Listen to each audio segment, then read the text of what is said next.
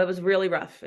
I remember telling friends of mine, like, I went from literally in 12 hours where you would say, hey, where'd you go to school? Penn State. Oh man, that's awesome. Joe Paterno. Wow, that's so cool. Da, da, da, da. 12 hours later, where'd you go to school? Penn State. Oh. And it Mhm. was like we were all sort of guilty of something that most of us had nothing to do with. Mhm.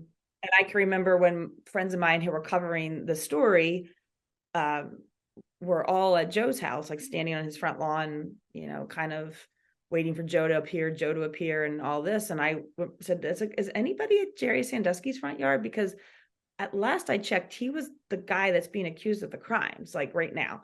But Joe was more of a big deal, more salacious, and I don't purport to know what Joe knew or didn't know. I tend to think that most of us like to think we know a person, but you really never know what happens when they close the door behind you, and no matter how close they are to you.